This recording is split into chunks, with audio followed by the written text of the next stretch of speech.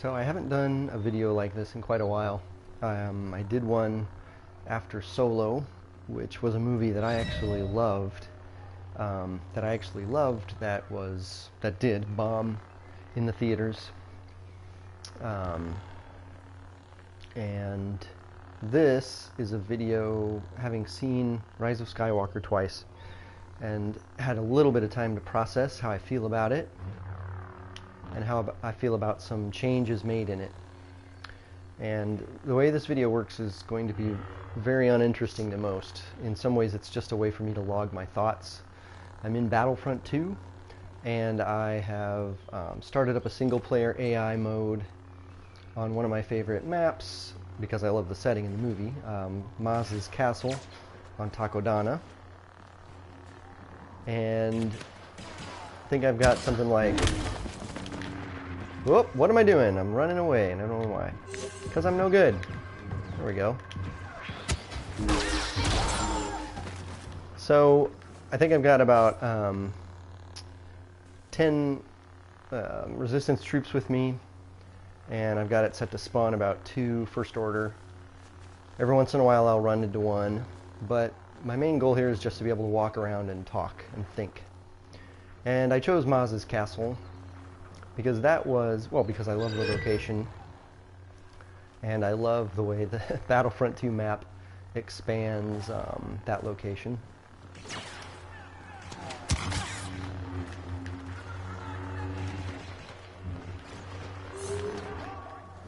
And really,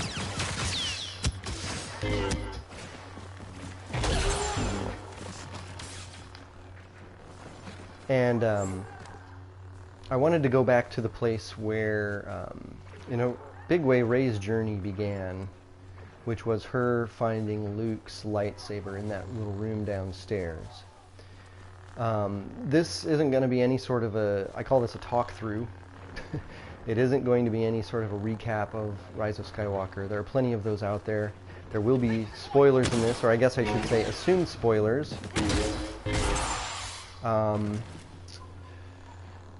It's assumed that you've seen Rise of Skywalker. It's assumed that you've seen The Last Jedi. And that you know the changes made to Rey's story.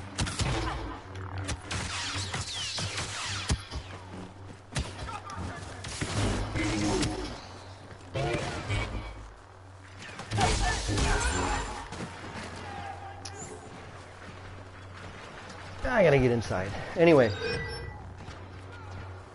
so as we now know, in Rise of Skywalker, Rey, while she is still from, while her parents were still junk traders, there was more to the story than that. Having watched it a second time, there are a few quotes I can remember.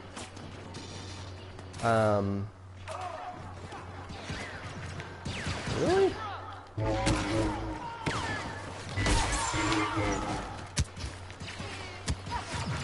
These guys take care of it. There are a few quotes I can remember. Oh, hi. This isn't the best place to do this, but it's really the only place. Anyway, let's go inside. One is, when Snoke tells... when Palpatine tells Kylo Ren that Rey is not who he remembered, or rather who he thought she was. And we learn what that means. Don't worry. We learn that means that Rey's parents are descended, well, her father apparently is descended from Palpatine. Now, I'm going to go right into sort of why I think this happened and what I think it was meant to achieve. And maybe that's clear to everyone anyway, but I find it interesting. I find the state of Star Wars, as a lifelong Star Wars fan since 1977, I find the state of Star Wars right now very interesting and really very distressing in a number of ways. I mean, on the one hand, there's great Star Wars being made. It's exciting. what's being done. But on the other hand, the fan base of Star Wars is a mess. Watch out for yourself, all right? And it's revealed, you know, unfortunate things about ourselves. It's revealed unfortunate things about the tendencies of the internet. But the reason is very interesting, and the reason has to do with, you know, I don't think this is a surprise to anyone. You know, the reason has to do with some fans' reaction to developments in The Last Jedi. I can't even remember if this room is openable. I don't think it is. Not even by me. Which is a shame.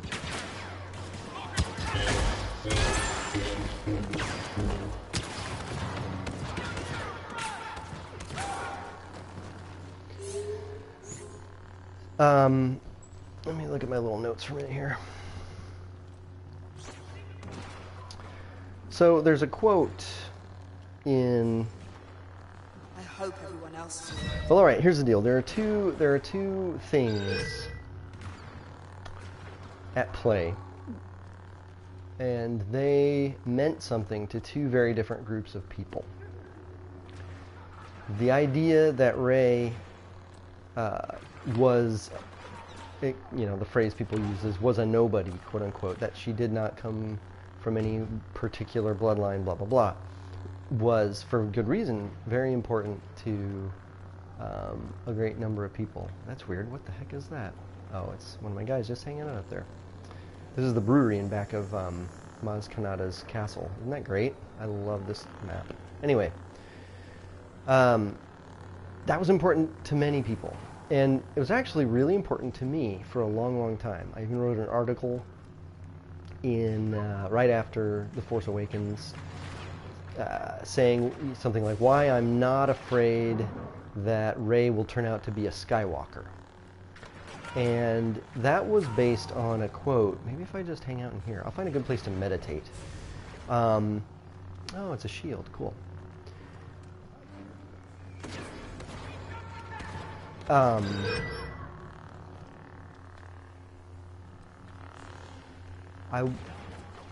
I felt strongly about that because I think it's an important message that the Force is there for everyone, and that everyone has that potential. And that's something that this might be a nice place. That's something that The Last Jedi developed, and I'm glad that it did. And at the time, the reason I said I wasn't afraid that JJ would, oh really, dude?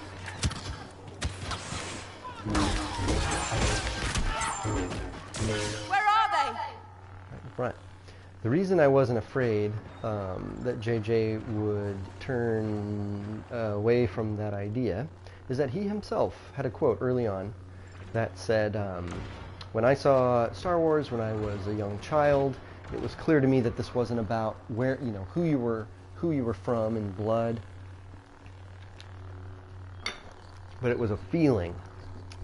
That it wasn't science. It was, you know, intuition. So he believes that, and I believe he believed that, and I believe he still does, honestly. But something shifted. So as I said, what I said a second ago, I felt really strongly about this for a long time. I felt strongly about this right up through, until and through the collapse of Star Wars. I don't need your help, you probably need mine. Nice. The collapse of Star Wars fandom, such as it is, I really hate that word, fandom. The collapse of Star Wars fandom after The Last Jedi. And since that time, it seems to me the stakes, what changed are the stakes. The stakes shifted from being about the story to being about the for me, the stakes for me shifted from being about the story to being about oh, there's another locked door. There's probably secrets in here too. Interesting. I wish I could open these. to being about the survival of the of Star Wars. You know, half a year later, half a year after The Last Jedi, I don't know why they rushed it, but Solo came out, and I love Solo. I love that movie, and it relatively speaking, failed at the box office, and I think a fair part of the reason why was essentially a type of sort of strike or viewing, like simply just kind of tapping out on the whole toxicity of the situation, of the debates and the endless, the endless back and forth. It certainly was no fun to me as a fan who liked some things about The Last Jedi a lot, but who really didn't like what was happening to, I don't like the word community when it comes to fandoms either. This might not be a bad place. Oh no, it knows I'm here. And that was this kind of collapse of discourse, collapse of dialogue, collapse of civility, collapse of, mutual respect. And here's the thing. So let me get quickly to my main thesis. Right now there are people hurting. There are people hurting because they identified with Rey as nobody. And I respect that very much. I identify with Rey as nobody. But at the time of The Last Jedi, there were people hurting, and perhaps that's not our concern, right? I mean, it's just a movie. But if you felt something strongly, negatively strongly, when you learned that Rey, and in a way, Rey, the nice thing is Rey goes through this experience, but I'll get to that in a minute. She actually has to go through that as well. There's a genuineness to that I'll get to. But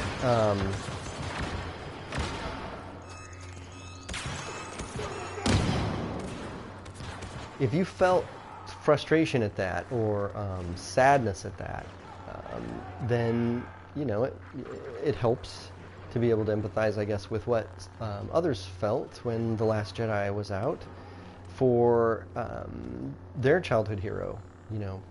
For Luke. Luke was my childhood hero, but again, I was kind of okay with, oh, that's cute. Maybe this is Maz's quarters. There's like a picture of her here. Oh, nice.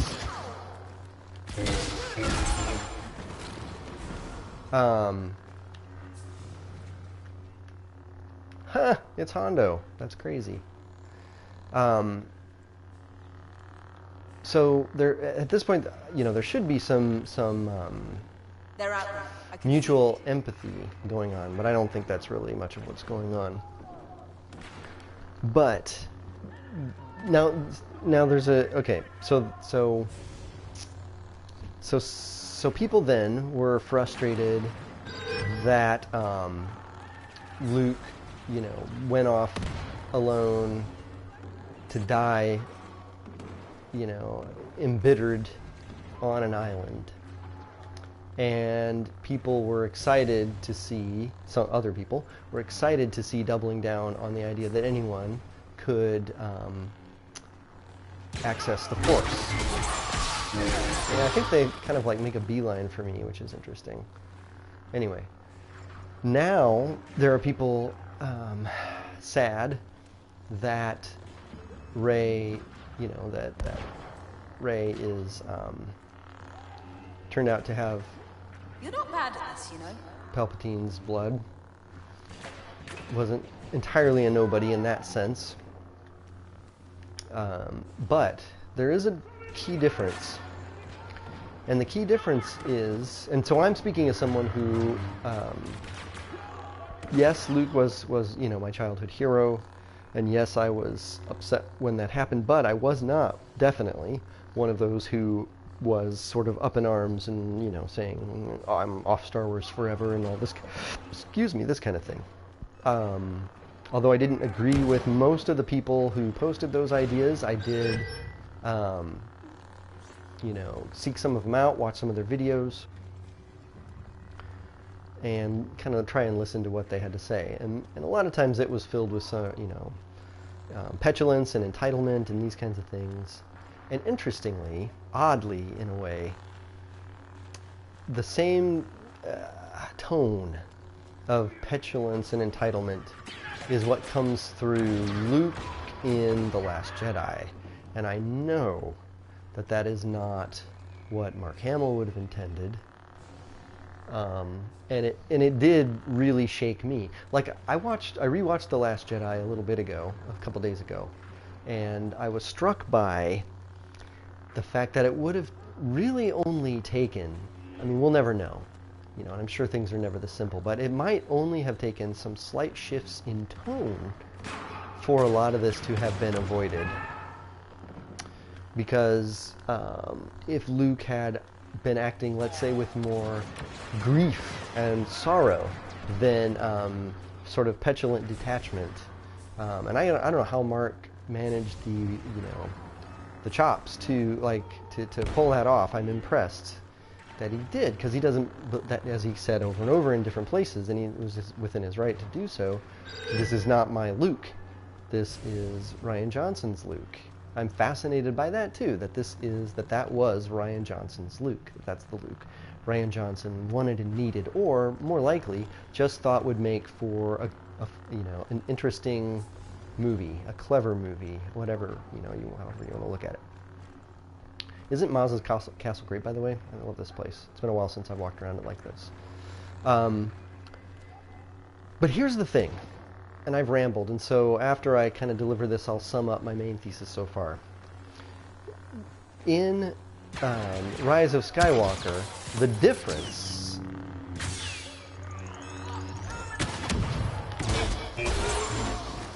in the Rise of Skywalker, Rey's character does not change. In The Last Jedi, Luke's character is deeply shifted from what we felt of him, what we remember of him, the sort of the better self that Mark Hamill always tried to project. And in that way, I have a lot of respect for what J.J. Abrams is trying to accomplish with this movie. I have a respect for what Rian Johnson was trying to accomplish too. But I almost feel like what he was trying to accomplish was on more of a challenge level, or even, in other ways, a technical level, than it was a story level or emotional level. It was a cerebral exercise, a what-if exercise. And just for better or worse, that's not the way these movies are to some people. In a lot of ways, myself included, although again, I was able to look past it. So, to summarize and recap my thesis to this point, which I've really rambled on, and in some ways that's because I'm just thinking it through, but in a lot of ways it's because my only place to really kind of do this kind of chit-chatting is a Battlefront 2 live stream as I wander around. I guess I should learn how to do what people do and record their audio track separately and record it over the top of the video. Anyway, my main thesis. Rey's character was... Well, no. Okay, see, there's the thing. My main thesis. Something fundamental about Rey that a lot of people associated with was changed in Rise of Skywalker, and that thing that was changed was her origin. Something fundamental that a lot of people cared about Luke was changed in The Last Jedi, and that was his character.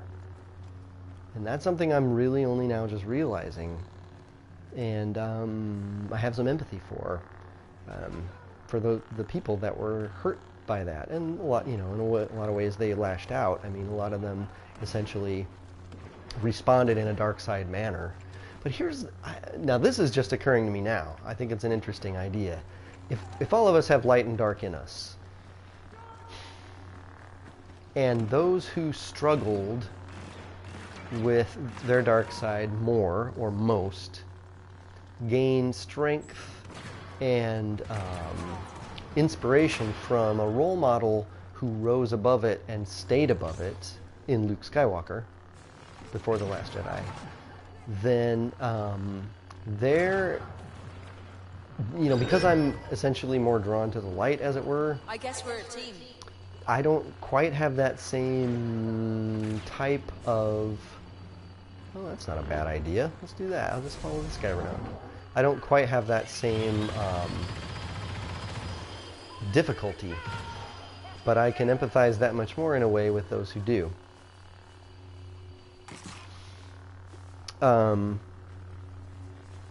Rey's character was not changed in Rise of Skywalker. Rey, and thank goodness, Rey was still Rey. Certainly to me, and I love Rey. Rey felt like Rey. Rey responded to that information in a Rey-like way, and I'm going to get to something there in a second too. Rey certainly responded to the unfolding situation in a Rey-like way, and in the end practiced her gifts of compassion, of healing, of synthesis to do so. Now, there's a moment, so there's sort of part one of this whole thing, right? Now, there's a moment in Rise of Skywalker, soon after Rey learns this, news, which is pretty close to the midpoint, I think, that she's called on it by Finn. And I need to talk about Finn, too, because Finn is incredible in Rise of Skywalker. She's called on it by Finn, and what Finn says is important. Finn says, Rey, this isn't you. This is not you. Because what she says just prior to that is, he killed my mother, he killed my father, I'm going to find him, and I'm going to destroy him. And Finn says, rightly, that's not you. This is not you. And in a way, that is a turning point for her and turns her journey towards reconciliation with, what's transpired. And on some level, Luke has a little bit of that as well. But, yeah, these guys are after me.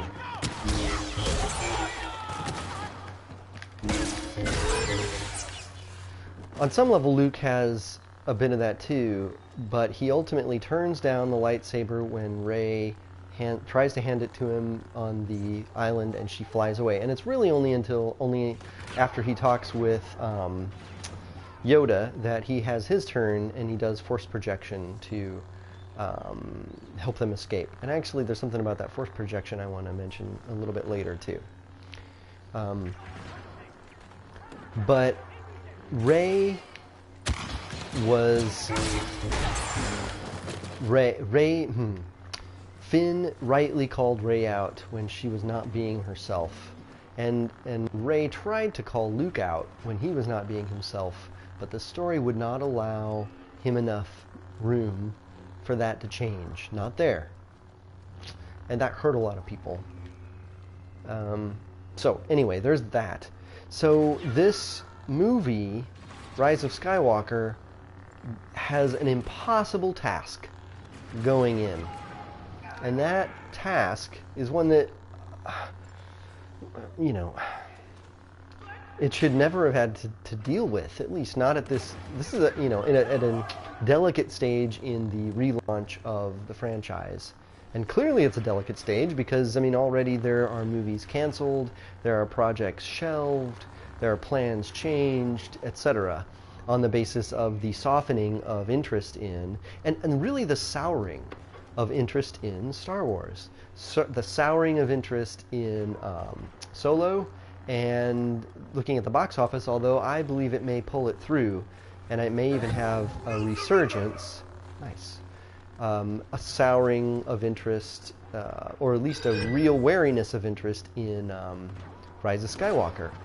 But part of that softening cannot be undone, because there were other people that were just plain soured by the state of discourse after The Last Jedi, and are just like, you know what, Star Wars was cool and stuff, but I don't have the bandwidth or the time or energy for this kind of crap in my life, I'm gonna pack it in. I'm not gonna follow this anymore. I don't want to associate with a fan base that is fundamentally fractured and split down the middle. And maybe this is nice, maybe this is fitting as well, because Star Wars is about people who are oftentimes split down the middle. I mean, Snoke in Last Jedi even says that rightly. There were some smart lines and observations in Last Jedi. Rightly says that about Kylo Ren upon killing Han. They split you to the core. That was us. That was the fan base. So, now let me shift to a quote that's come up a couple of times, and it's a very sort of self-aware quote in The Rise of Skywalker, for better or worse.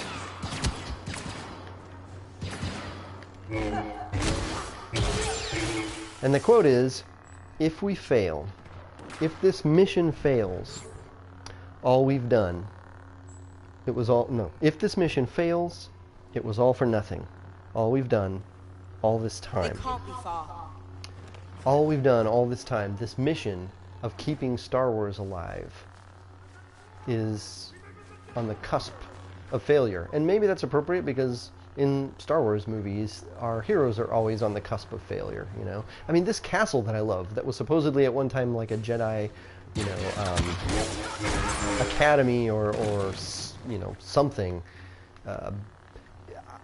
we get to see like a teeny tiny bit of it, and then it's blown away, never to be seen again. And that's why I was so excited to see it again in Battlefront 2, because I love it. I think it's awesome. So, if this mission fails, it was all for nothing. All we've done, all this time. No one should have to feel that way. And I think Rise of Skywalker makes a case, and maybe it's a bit labor. I think as reviewings will happen, the case will become very apparent to the point of being called out as being too self-aware, too on the nose, that there is a need for hope. And within Star Wars, for Star Wars to be Star Wars, to feel like Star Wars, there is a need for hope. I'm going to skip around and jump ahead a little, but even one of the quotes, from Leia, and the footage they had of Leia, when they're talking about the risks and the possibilities of failure and stuff, Leia's like, I need you to be optimistic.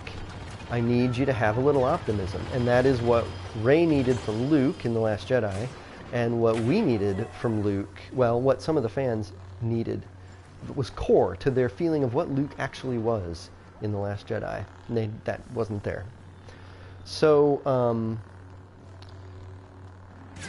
don't want to talk about that yet. There's something else I want to talk about first, before I talk about Rose and about Poe, and about the sort of meta-commentary on The Last Jedi that runs throughout Rise of Skywalker. And here's the thing, here's something I will say. If these are the last Star Wars movies ever made, and there are situations in which that could well be the case. If this mission fails, if this movie fails, all we've done all this time was for nothing. It was all for nothing, all we've done all this time. If that is the case, baked into the final, if that is the case, the final trilogy will be a masterclass in unconscious storytelling, because there was no plan going in. That is a absolutely fair critique of the sequel trilogy, and it was a mistake. I mean, I think if they had gotten J.J. Abrams and Rian Johnson together in a room, although I actually secretly have a feeling that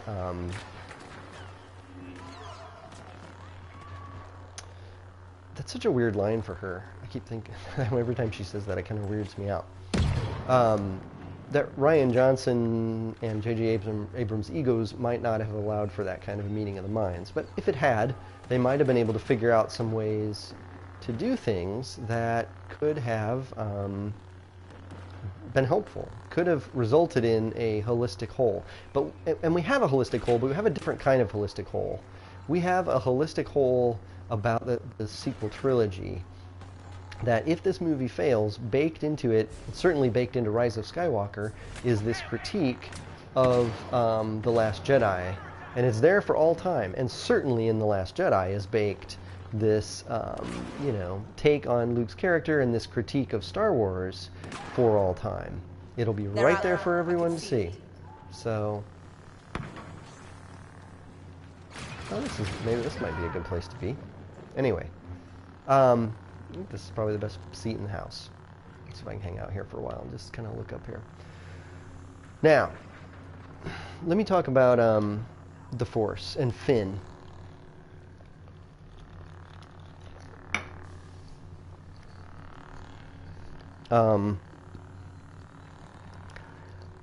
What we learned about Rey was not taken away in Rise of Skywalker.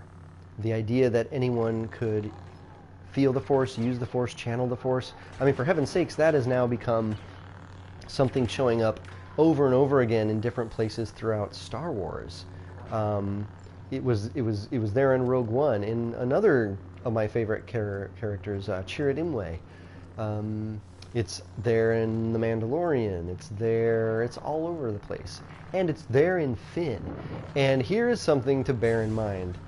When Finn opens his mouth in Rise of Skywalker, if he says something that lasts more than 10 seconds, it is about the Force. And it is about how the Force belongs to us all. So in that way, Finn begins to become, rightfully, in some ways, the voice of that idea.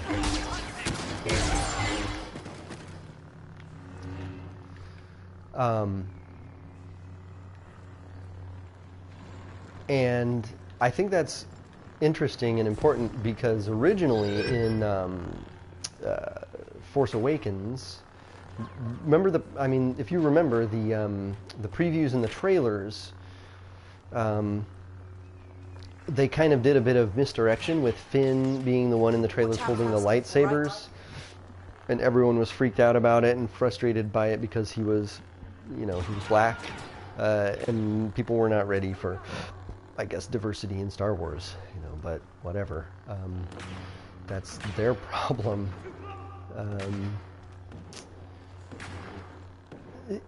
For Finn to take back the voice of that idea is wonderful, I think.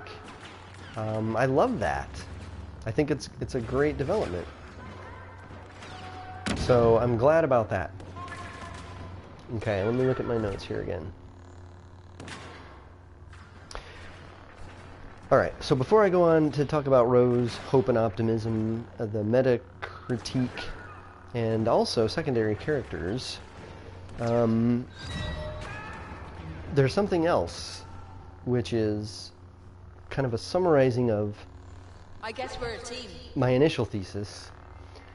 Rey's being a nobody was sacrificed so that Luke could die alone and embittered.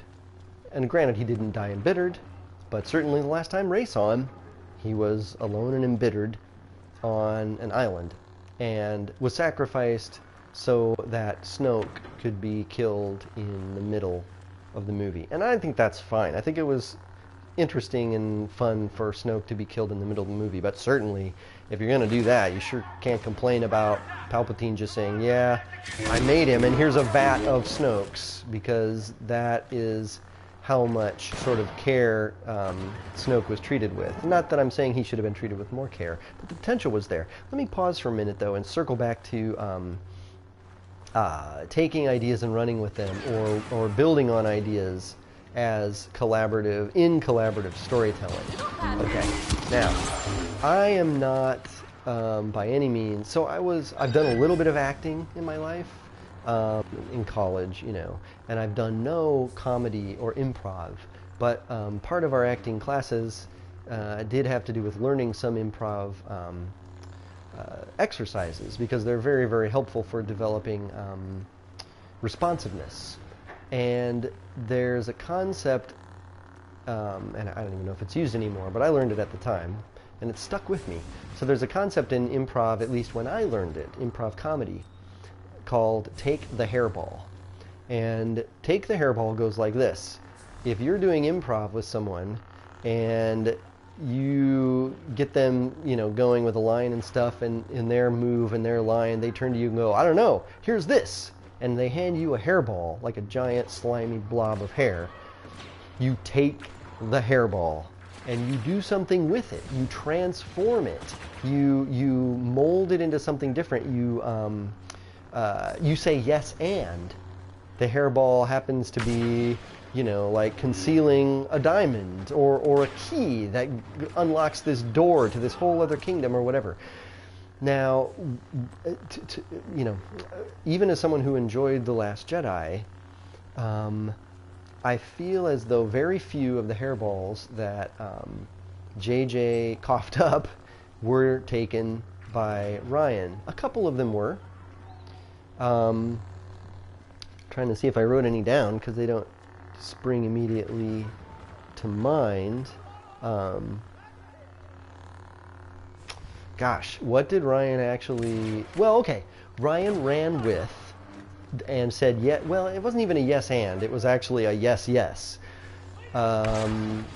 I don't need your help. You probably need mine. That's ridiculous for her to say that. That's not Rey. Anyway, Ryan doubled down on the idea that Rey was from nowhere. But he didn't develop that any further. He did use it to fuel Kylo and Rey's story. And I think that's great because I think they're amazing and they're one of the best.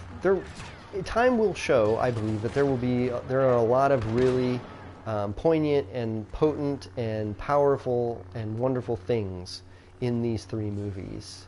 They will, I think, become a very fecund, source of inspiration. Just as seeing this castle for me was a source of I just found myself imagining what all might have happened in the halls here and this kind of thing, I mean, that's the magic of Star Wars. I was watching a review that was saying this. Anyway, Ryan took that, but he didn't take too many more things. And one could say, in some ways, that JJ said, okay, then I need that hairball back, please, because I got to do something with this, and took his hairball back and did what he could with it. But he also did take he took, in fact, two very important things, key things from The Last Jedi. And Ryan really didn't leave very many of them to be taken. The situation, except for a blank slate, he was able, and that's, a technical achievement, to turn back to the next director the Star Wars universe as a blank canvas, and that's laudable on a certain level, and certainly a difficult technical feat story-wise. But at the end of the movie, the Resistance is 12 people on the Falcon, and the broken lightsaber, and Leia saying, we have everything we need, right? And now the next director has to figure out how. The only other thing, and maybe this is why and how this, was sort of, this is how that was honored, was the Jedi texts. And that's an homage, in a way, to Yoda when he says to Luke, already has the girl all that she needs. And because she took the Jedi texts quite literally and physically away from the tree temple and hid them on the Falcon. And we see that in the last shot in The Last Jedi. So that was Ryan's, Ryan's concession to handing something on, right? Is he didn't destroy the Falcon. He didn't kill, well, he killed Luke, but he didn't kill Leia, which actually, in a way, that causes a challenge for the next person as well, now that I think about it. So it's really just Ryan not having to deal with that. But he did preserve, crucially, he preserved the Jedi texts. And thank goodness for that. And I mean, I'm like, gosh, at least he didn't, destroy those. And because totally part of the message was, that stuff was all had to go or whatever. I'm in a way really surprised that he saved those. And they are such a footnote in the story that another director could easily, if they had more to work with, could easily have just forgotten all about that and left it all alone. But there really wasn't much to work with, so whatever there was, I think JJ took and ran with. And the Jedi text was a huge one of them, and I'm incredibly thankful for that. As a librarian, I'm fond of the Jedi texts, whatever. So the other thing, though, brilliantly, in my opinion, expanded upon in Rise of Skywalker, is the Force bond between Rey and Kylo Ren. And that was one of my favorite things about The Last Jedi. I think that was, and again, it was a technical achievement. It did have some story functions, but JJ, and I'm impressed by this, JJ raised those story functions to another level. I mean, they ended up having massive sort of endgame of the story functions. With the way the saber was passed, with the way they were able to I mean, it's a huge thing, that force merging of location. That's a huge power, and Rian Johnson set that up. So I applaud him for that.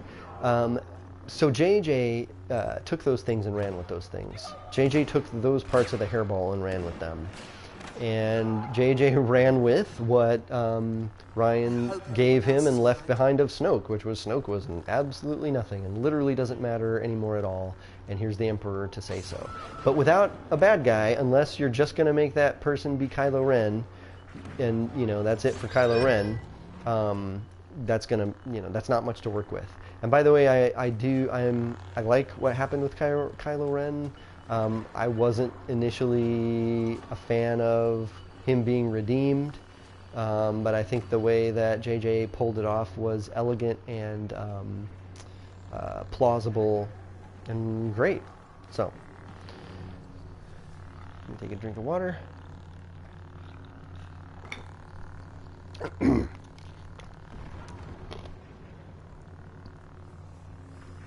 Okay.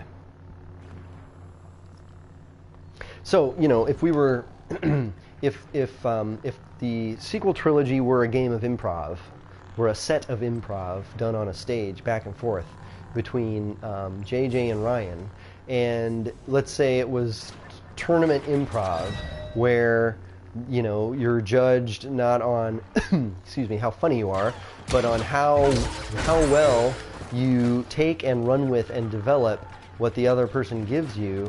I actually think JJ would win that round, because Ryan's method of working with material given to him, at least in this situation, was subversion, and that has its place and time. But the place and time of that,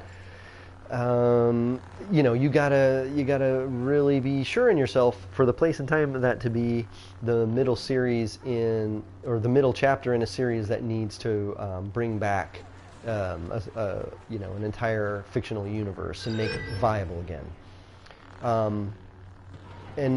When I do my ranking of Star Wars movies again, I'm going to be really interested to see where the middle chapters fall, because right now, and I'm only 2 viewings in, but sheerly judged on the basis of what it was given to work with and what it had to do, not just on a story level, because that's not the only board on which JJ was playing at this point, but also on a cultural level, on a fan level, on a meta level, if you will. Rise of Skywalker is ranking really high up there for me. I'm not a hater of The Last Jedi, but it's certainly ranking for me higher than The Last Jedi. So, let me now move to hope and optimism and Rose. And I like Rose a lot as a character. The way that her character turned out in Rise of Skywalker is, doesn't live up to her full potential, but at the same time, I think what she communicated with the subplot on Canto Bight in Last Jedi, I mean, that was that was, you know, that was worthy. That was a worthy use of her character, and she doesn't. JJ didn't kill her off. She continues to lead in Rise of Skywalker. One thing she does do, though, in her interactions with Finn, is she is a voice of and from a different approach. And it is a doubting approach. And that is a commentary on the place that she came from, because she came from a doubtful and a doubting story and chapter. And so in Rise of Skywalker, she became a voice of doubt. She keeps saying, we hope it'll be there. We hope they'll show up. We hope this will happen. You know, we think it might. And Finn keeps saying, you know, you got to show some optimism. Come on, this will work. This has got to work. It's got to work. That is something that's at the heart of Star Wars. And I think there are more subtle ways to do it, but I think it's a fair critique. For her character to need to become the voice of that doubt is fair, you know? Because that doubt, it was fair to voice that doubt through a character. And if you're going to voice that doubt through a character, then a character that was specifically introduced in The Last Jedi, that if so effectively then you're running with something in The Last Jedi, you're taking the hairball and you're doing something with it. And what JJ chose to do was allow her to be essentially like the chorus. Like, you are the ghost of movies past. You are the ghost of The Last Jedi past. And you are giving voice to something that, you know, that comes from what we're dealing with after that story. This isn't making much sense. The other thing I'll say, though, is that the new characters introduced in Rise of Skywalker are barely sketches, and yet we feel something for them that we almost have, I've heard one reviewer say, that we almost have no right to feel. Like, we feel a level of development and depth there that is absolutely not there in the character, and that is because we feel the implication of context between them and a character we already know and appreciate. And so there's like a reciprocal property of connection that we begin to feel in relation to them. In the case of Poe, of course, it's his, you know, prior relationship with Zori, and that has a wonderful sort of fun, you know, nuance to it. In fact, I even think they might well go on adventures after this, because she did ask for him to go with her. She's, you know, winding him up a little bit at the end, but I mean, you know, I have some hope there. Anyway, we also have that connection between Janna and Finn, and it's not from nowhere. It is from their shared experience as defectors from the First Order. So there is a shared context there, and by explicating what that context is in relation to our heroes, we can then fill in the gaps and empathize with and sort of connect with that character to a level that is out of proportion in a positive way with the information and the material we're given on screen. And that is a strength of what JJ does as a director in terms of packing information in and packing in things that will be discovered later, that will sort of enrich themselves later. And also, that type of character, I think, is very important to Star Wars, because there's been very little time in Star Wars movies for characters to develop. And that'll be different from movies, or from TV shows now. But I appreciate that about Star Wars and about movies, Star Wars on the screen, right? And JJ does that well.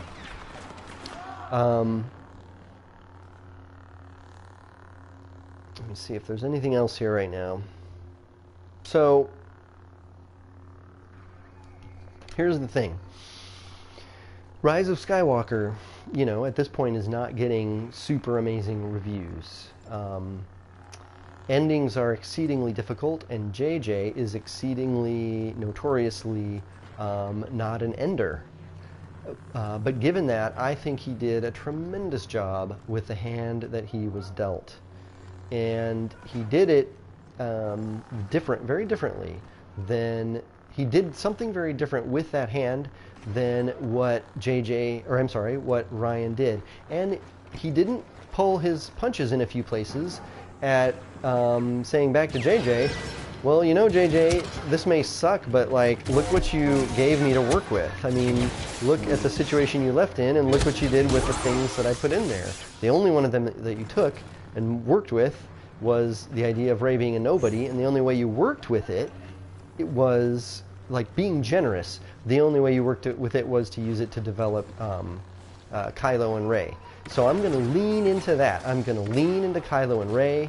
I'm going to lean into the Force world hopping and the Force sort of universe merging. I think that's absolutely brilliant, incredible stuff. But this other stuff I got to rework in some other way, because didn't give me anything to work with here. And we go back to that original quote. There are a few, you know, so before I end, because that's going to be the ending.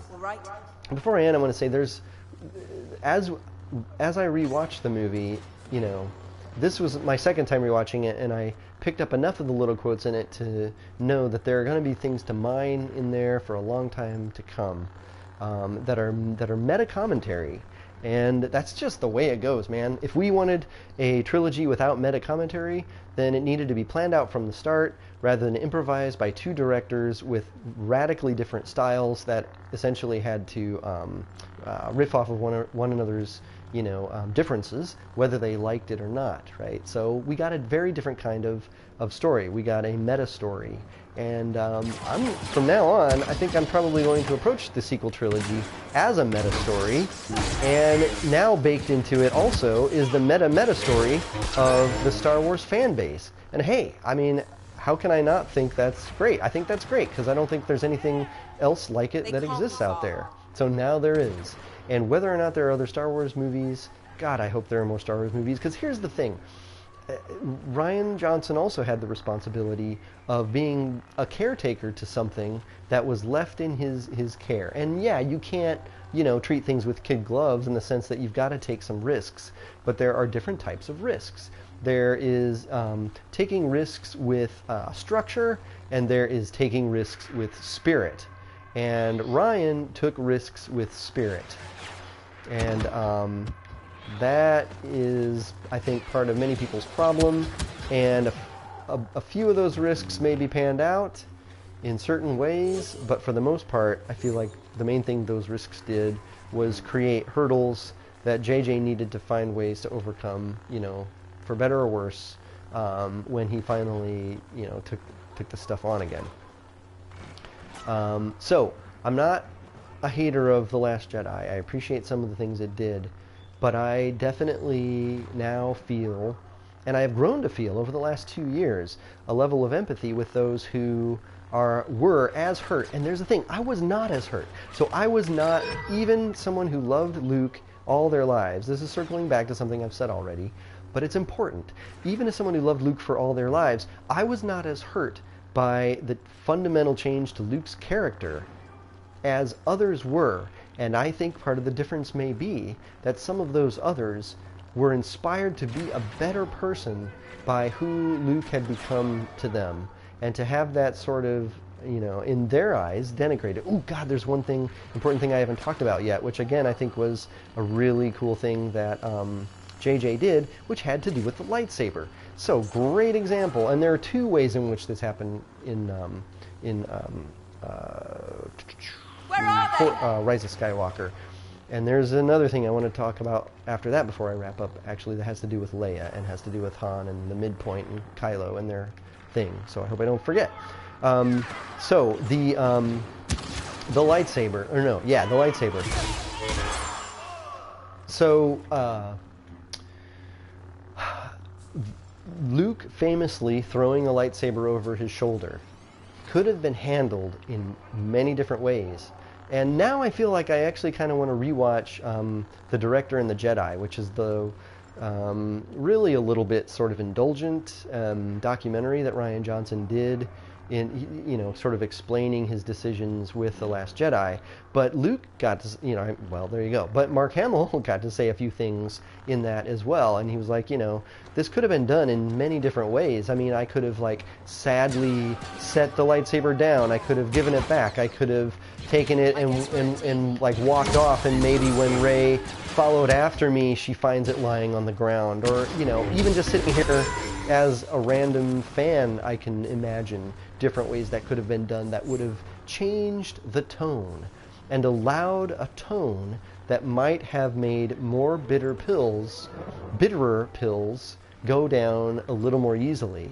And if those pills have work to do, like for instance, the pill of the idea that the Force belongs to everyone and that everyone has access to the Force, that is both difficult for some people to accept and also extremely important. So if you've got something that important to convey that people need to understand to heal our world, I would say it makes sense to take some care with how you convey that nugget, you know, that you convey it in such a way that it will actually be, you know, the medicine will actually go down and not like simply, you know, choked on or spit out, which is essentially what happened with a lot of the medicine that The Last Jedi had to deliver. So the, you know, the way the lightsaber is thrown is one thing, but I will say that that was a hairball that that Rian Johnson left for JJ. And what JJ chose to do with that hairball was, first of all, in my opinion, one of the most elegant reimaginings and reframings of what was already an epic scene, almost to the point of untouchability in The Force Awakens.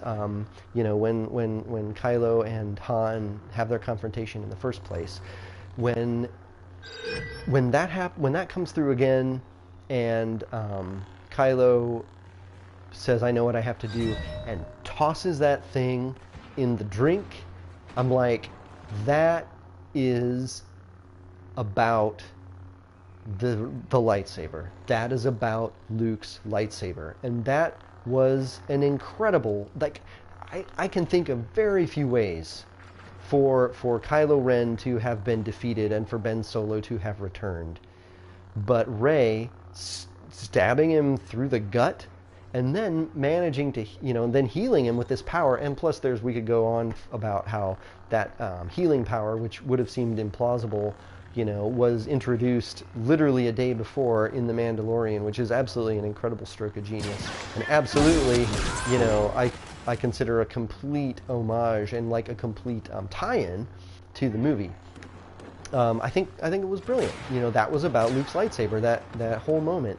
And then we get another. And this one's a little more on the nose, but it comes after Kylo's treatment of the lightsaber and a version of throwing that lightsaber away for the right reasons. That something really has passed on that isn't needed anymore, you know. And but nevertheless, when Luke, you know, reaches out of the fire and grabs the lightsaber, that, and says, you know, that's no way to cheat. That's no way to treat a Jedi's, you know, weapon. That's a fair freaking critique, man. Luke wouldn't have done that. You know, it's so weird. I don't know. For me to say this, I sound like people that I have very little in common with, but that I've been, you know, trying to listen to and empathize with for 2 years now. And that's a fair point. And even Mark Hamill himself is like, I could have done that in 18 different ways that Luke might plausibly have done. And that wasn't one of them, right? So fair enough. You get what you get, you know, if you're going to do that. When JJ takes the hairball back, he can do with that hairball whatever he damn well pleases. And I'm glad that's what he did with it. And then he also harkened back to Last Jedi when You know, when Rey's like, I can't get there from here, and he's like, we have everything we need right here. And when he's saying it, it's actually true. Like, the Wayfinder is actually literally physically in the burning, the burning TIE fighter, and his X-wing is actually there, sunk down, sort of dropped down in the water. So that's physically true. All right.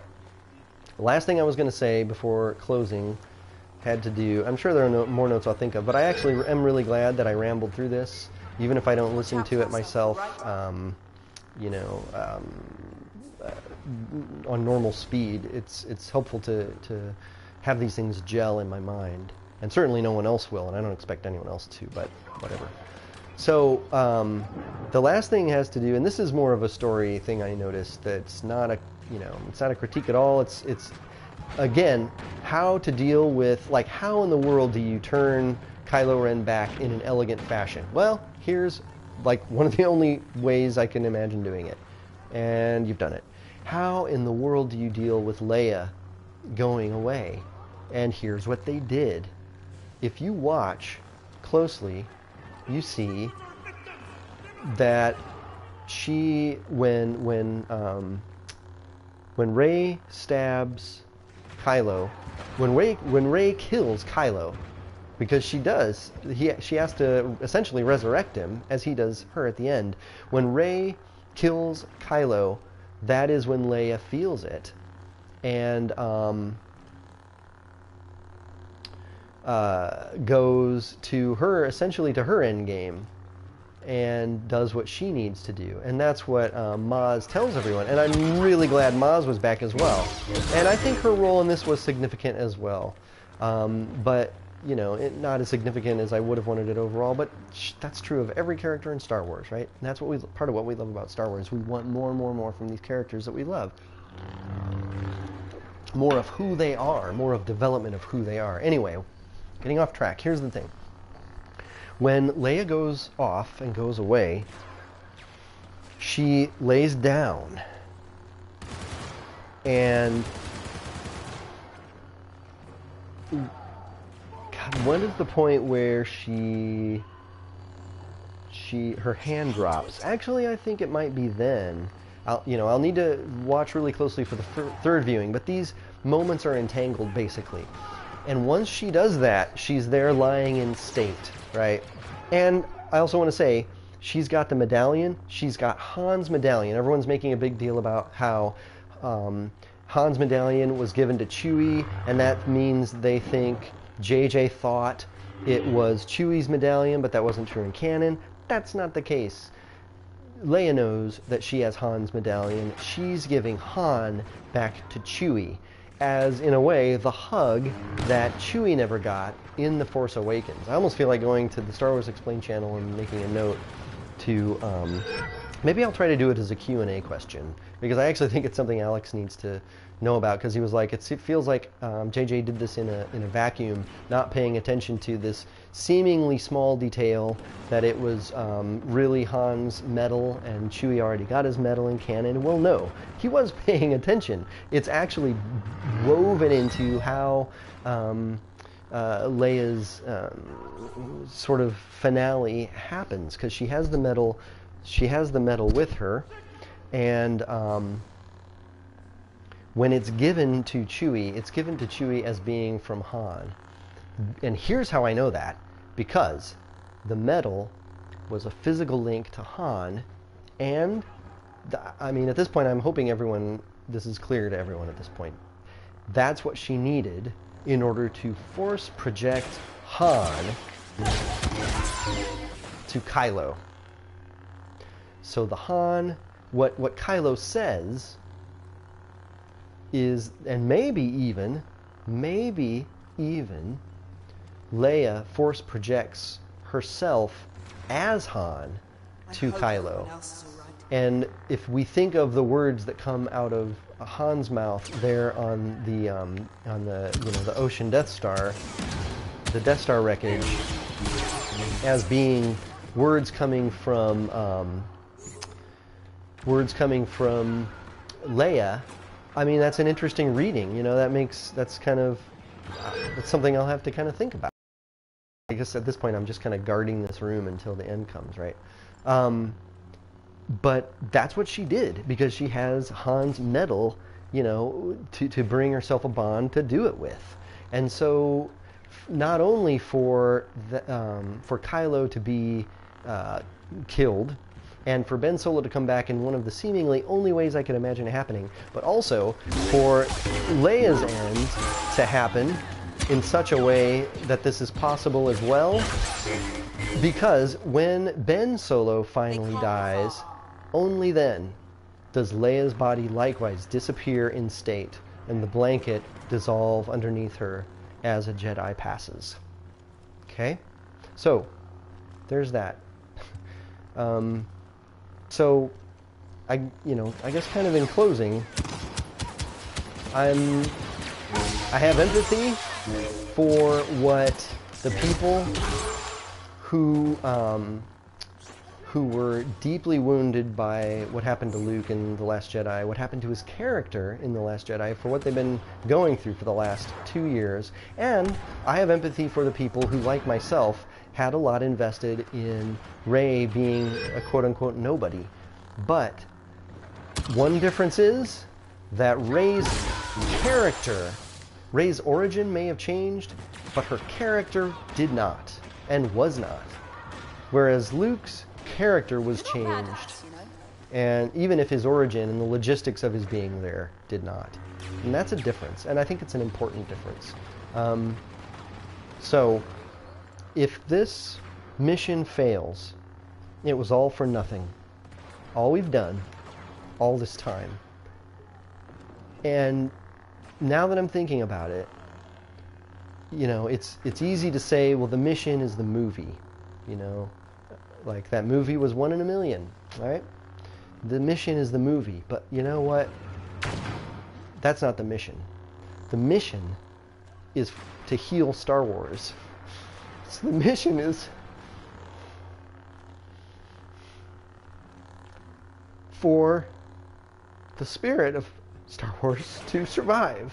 Because at this point it is not like it is as we do our best, the odds are not in our favor. You don't want 3PO telling you what the odds are of this one. And there's a lot of healing to be done, and there's very little to work with to do it. Especially if all of us remain arrayed against each other, and the onus of understanding falls upon the light side. Fair or not, the onus of healing falls upon the light side. So we need to get over ourselves and watch the movie and process and listen to not just the words, but everything behind the words and everything behind the scenes, and to understand the mission that must not fail, and then to make sure that it doesn't. And the way to do that is to get our asses together. And I know we can do it. We've always been able to do it. As different as Rey is from Kylo,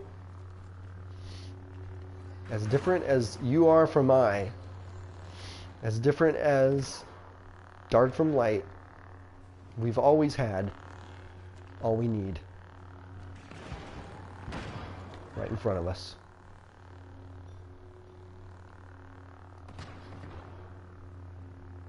May the Force be with us, always.